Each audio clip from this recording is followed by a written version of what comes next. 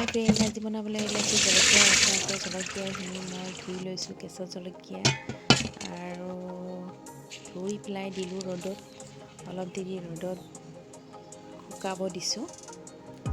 তো বেছি শুকোৱালৈকে ৰ'ব নোৱাৰি আৰু অলপ দেৰি শুকোৱাৰ পিছত মই জ্বলাখিনি আনি সৰুকৈ কাটিলোঁ।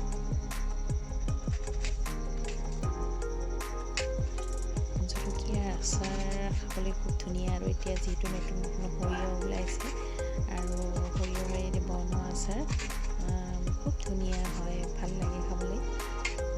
তো আহকচোন ভিডিঅ'টো চাই থাকক আগলৈ।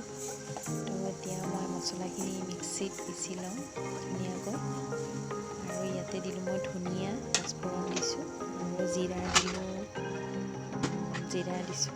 এইখিনি দি পেলাই মই দিছোঁ অকণমানি আজৱাইন দি পেলাই এতিয়া মই এইখিনি মিক্সিত পিচি ল'ম।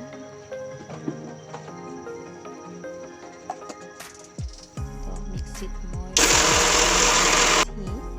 তো এতিয়া হৈ গ'ল মোৰ মছলা পিছা আৰু এইখিনি ৰাখি থ'ম। আৰু লগতে পিচিলোঁ মই বগা সৰিয়হ অকণমান, তো এইখিনিও মিক্সিত পিচি ল'লোঁ।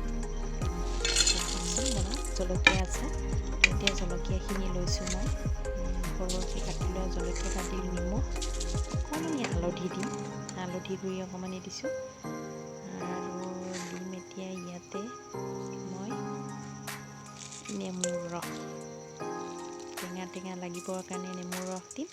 আপোনালোকে ইচ্ছা কৰিলে ভিনেগাৰো দিব পাৰে আৰু মই ভিনেগাৰ ব্যৱহাৰ কৰা নাই, যিহেতু মই নেমুৰ ৰস বেছিকৈয়ে দিছোঁ।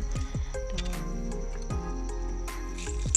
এতিয়া পূৰা নেমু চেপি পেলাই মই উলিয়াইছোঁ ৰস আৰু এতিয়া দিম ইয়াতে দি পেলাই দিম মই মছলাখিনি আৰু মছলা দিয়াৰ পিছত ইয়াতে মই দিম তেল আৰু তেল দিয়াৰ কাৰণে মই কেৰাহীত অলৰেডি তেলখিনি গৰম কৰি পেলাই অকণমান ঠাণ্ডা হ'বলৈ দিছিলোঁ।